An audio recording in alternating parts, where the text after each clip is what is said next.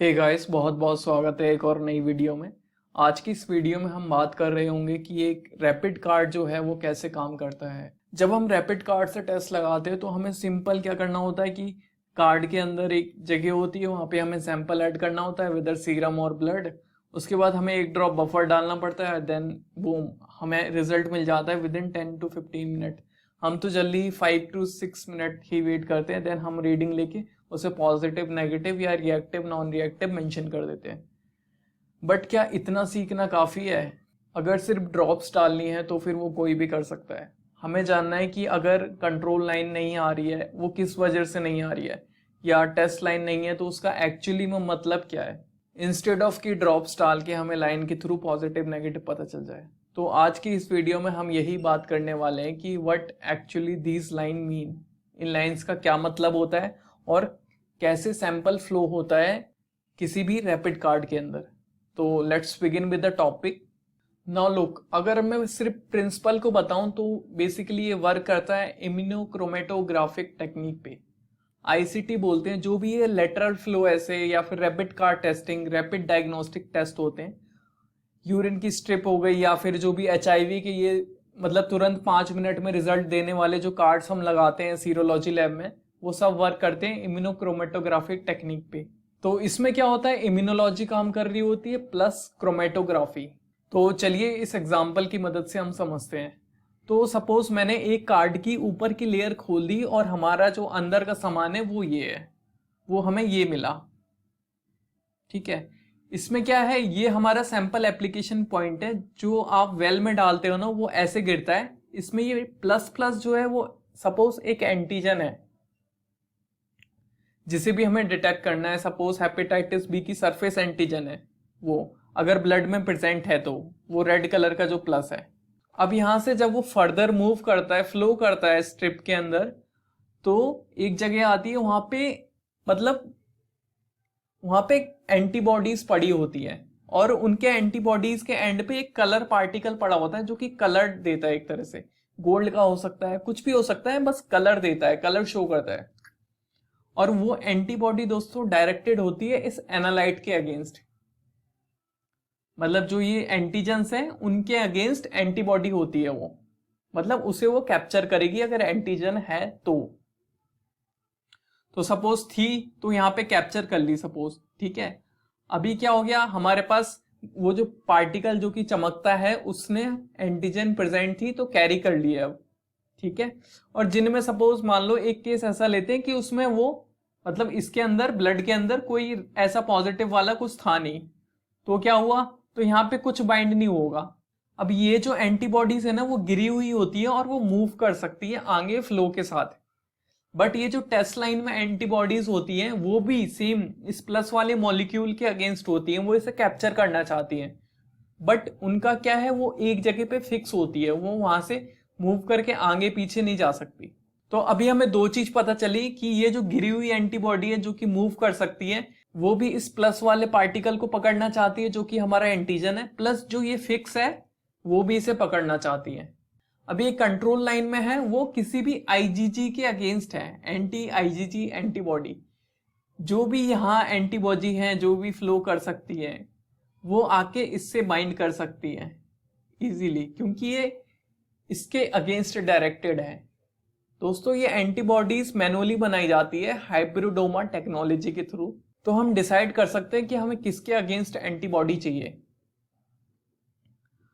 तो चलो दो केस यहाँ पे हम डिस्कस करने वाले होंगे। एक में क्या होगा, एक में हमारा पॉजिटिव होगा सैंपल, एक में हमारा नेगेटिव होगा, और दोनों केसेस में आपको बताऊंगा कैसे क्या होने वाला है। तो उससे पहले बाकी फाइनली ये जो होता है ये एब्जॉर्बेंट पैड होता है एक। इसमें क्या है, जो भी आपका सॉल्यूशन फ्लो होते हुए आ रहा है बफर के साथ, सैंपल वगैरह जो भी है, अगर एक्सेस में है तो वो यहाँ पे एब्जॉर्ब हो जाता है। अदरवाइज क्या होगा, अदरवाइज ये रिवर्स में चला जाएगा दोबारा और रिएक्शन को इंटरफेयर कर सकता है, इसलिए एब्जॉर्ब होता है। इस तरह से सैंपल आपका फ्लो होते हुए आ रहा होता है। चलो अभी हम डिस्कस करते हैं कि अगर आपका सैंपल पॉजिटिव है हेपेटाइटिस बी एंटीजन के लिए या फिर किसी भी एंटीजन के लिए, तो होगा क्या, पहले आपका सैंपल आएगा, इन गिरी हुई एंटीबॉडी से बाइंड कर लेगा। यहाँ पे बाइंडिंग हो गई, इनसे बाइंडिंग होगी उस प्लस मॉलिक्यूल की, प्लस अब ये जो गिरी हुई एंटीबॉडी है वो अब आगे मूव करेगी, क्योंकि मैंने बताया था ये मूव कर सकती है। अभी क्या हो रहा है, अब ये वाली एंटीबॉडी इसे भी प्लस पसंद है, तो ये जो प्लस है वो इधर भी बाइंड कर जाएगा। तो ऐसे एक ऊपर बन गया, अब एक प्लस हो गया यहाँ पे, अब एक नीचे भी था जो कि फिक्स था, तो ऐसा मॉलिक्यूल बन गया। तो अब यहाँ पे एक के ऊपर तो कलर्ड पार्टिकल लगा ही थे ना, हमारा जो सैंपल लेके आ रही थी उसके ऊपर तो हमारा कलर्ड पार्टिकल लगा था, तो वो इल्यूमिनेट करेगा, वो वहां पे रेड लाइन शो करेगा या फिर किसी भी तरह की लाइन शो करेगा। दैट मीन्स हमारा टेस्ट जो है वो पॉजिटिव है। प्लस अब कंट्रोल लाइन क्यों आनी चाहिए, कंट्रोल लाइन में मैंने क्या बताया, वो एंटीबॉडी के अगेंस्ट ही डायरेक्टेड है, एंटीबॉडी सेकेंडरी एंटीबॉडी भी हम बोल सकते हैं इसे। तो जो एंटीबॉडीज बच गई यहाँ पे जो भी थी बच गई, वो आके इसके ऊपर बाइंड कर जाएंगी, वो आके इसके ऊपर बाइंड कर जाएंगी, क्योंकि एंटीबॉडी तो कैप्चर करेगा ही। जो यहाँ पे गिरी हुई एंटीबॉडीज बच गई वो आके इस पे बाइंड करेंगी। दैट मीन्स हमारा टेस्ट यहाँ तक तो पहुंचा है, मतलब एंटीबॉडीज जो हमारी थी वो वहां पे बाइंड की है। कंट्रोल लाइन भी आनी चाहिए, इसलिए अगर कंट्रोल लाइन नहीं आ रही है इसका मतलब है कि हमारी जो ये गिरी हुई एंटीबॉडीज थी वो चिपकी थी, या तो वो मूव ही नहीं कर पाई हमने जब डाला सैंपल, और इसलिए वो वहां पे पहुंची ही नहीं, तो टेस्ट इनवैलिड है। प्लस अब जो एक्सेस जो भी मटेरियल होगा वो यहाँ पे जाके एब्जॉर्ब हो जाएगा, ताकि रिवर्स में कुछ ना जाए और कोई भी अनवांटेड रिएक्शन ना हो कार्ड में।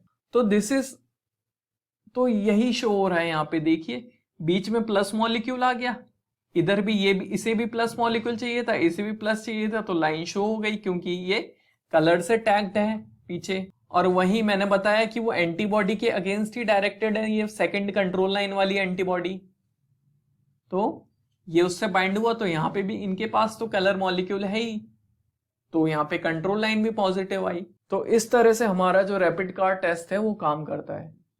आई होप इसमें आपको समझ आ गया होगा, ये छोटी छोटी वीडियो ध्यान से देखेंगे तो आपको सब समझ आ जाएगा कि मैं क्या बोलना चाह रहा हूँ। बस थोड़ा फोकस की जरूरत है आपको, ये छोटी छोटी चीजें इस डायग्राम से मैंने समझाई है।